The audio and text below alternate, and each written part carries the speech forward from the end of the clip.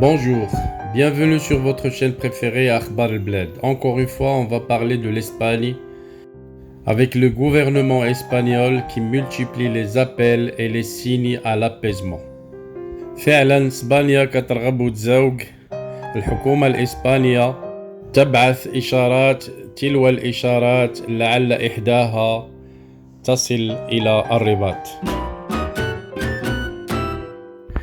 Effectivement, les propos tenus séparément hier, jeudi 29 juillet, par le président du gouvernement espagnol Pedro Sánchez et du ministre des Affaires étrangères José Manuel Álvarez envoient un signal de bonne volonté dans la relation avec le Maroc. Les signes d'apaisement s'accumulent chez le voisin ibérique. Interrogé sur l'avenir de la relation avec le Maroc, le président du gouvernement espagnol Pedro Sánchez a réaffirmé hier, jeudi 29 juillet 2021, que le Royaume était un partenaire stratégique pour l'Espagne, mais a fait appel à la discrétion afin de ne pas révéler les mesures prises par son gouvernement pour rétablir les relations bilatérales.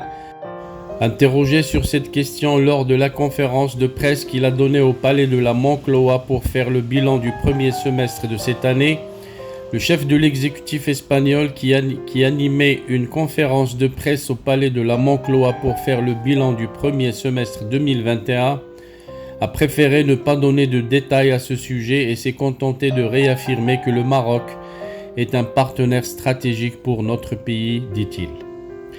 Je réaffirme que j'ai dit de nombreuses reprises, à savoir que le Maroc est bien évidemment un partenaire stratégique pour notre pays, a-t-il insisté. À son tour, le même jour, à l'issue de la cérémonie de prise de fonction du nouveau sous-secrétaire aux Affaires étrangères à l'Union européenne et à la coopération Luis Cuesta, le chef de la diplomatie espagnole José Manuel Álvarez a lui aussi appelé à la discrétion pour résoudre la crise ouverte avec le Maroc. La diplomatie requiert de la tranquillité, du temps et de la discrétion, a-t-il déclaré aux médias hier jeudi. Il ne s'agit pas de faire de gros titres en gras, mais de renforcer les relations avec le Maroc, qui, j'en suis sûr, souhaite également entretenir avec nous une véritable relation stratégique d'amitié, a-t-il précisé. Álvarez a réaffirmé qu'il comprenait l'intérêt de la presse pour cette question, mais que l'important était l'amitié entre les deux pays et d'observer une discrétion dans cette affaire.